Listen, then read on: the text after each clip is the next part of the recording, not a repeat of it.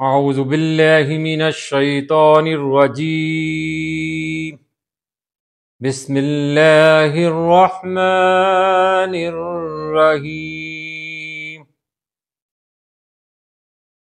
الحمد للہ رب العالمین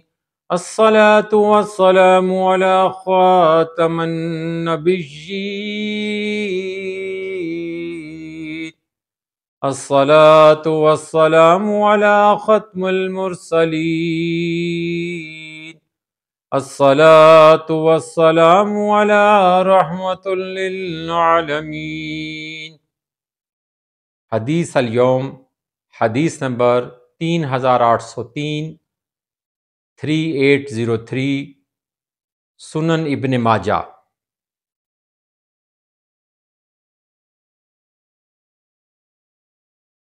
حضرت عائشہ صدیقہ رضی اللہ تعالی عنہا سے روایت ہے، انہوں نے فرمایا کہ رسول اللہ صلی اللہ علیہ وآلہ وسلم جب کوئی اچھی چیز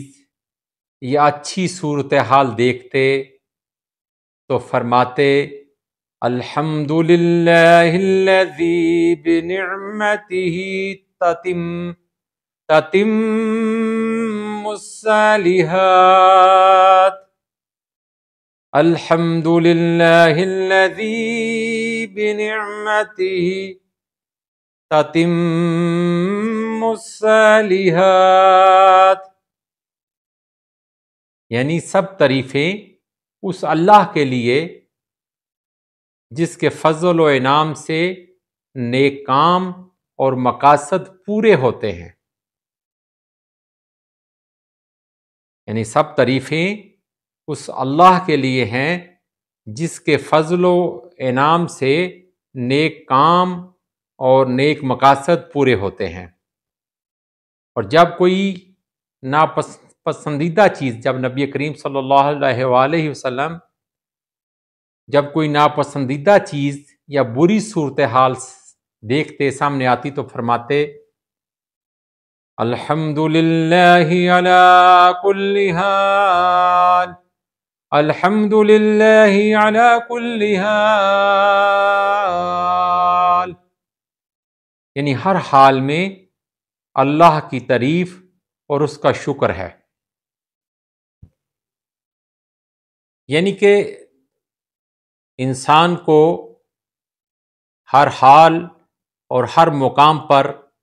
اللہ سبحانہ وتعالیٰ کا شکر ادا کرنا چاہیے، کیونکہ جس حال میں اللہ تعالیٰ نے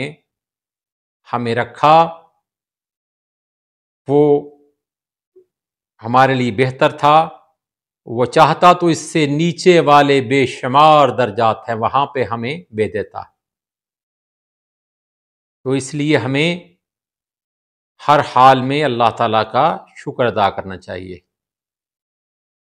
کیوں کہ ہر مشکل کے ساتھ آسانی جڑی ہوئی ہے۔ ان مع العسر یسرا، یعنی ہر مشکل کے ساتھ آسانی جڑی ہوئی ہے۔ یہ لازم نہیں کہ اگر آج حالات آزمائش سے گزر رہے ہیں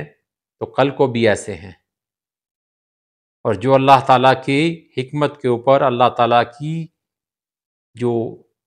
معیشیت ہے اس کی مشیت کے اوپر اگر کوئی اپنا صبر کرتا ہے تو اللہ تعالیٰ کہتا ہے ان اللہ مع الصابرین، بے شک میں صبر کرنے والوں کے ساتھ ہوں۔ لیکن انسان کی یہ فطرت ہے، یہ دنیا میں رہتے ہوئے دنیا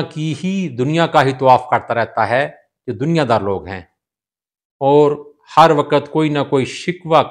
بجا لاتے ہیں، تو اس لیے ہر حال میں اللہ کا شکر ہی ادا کرنا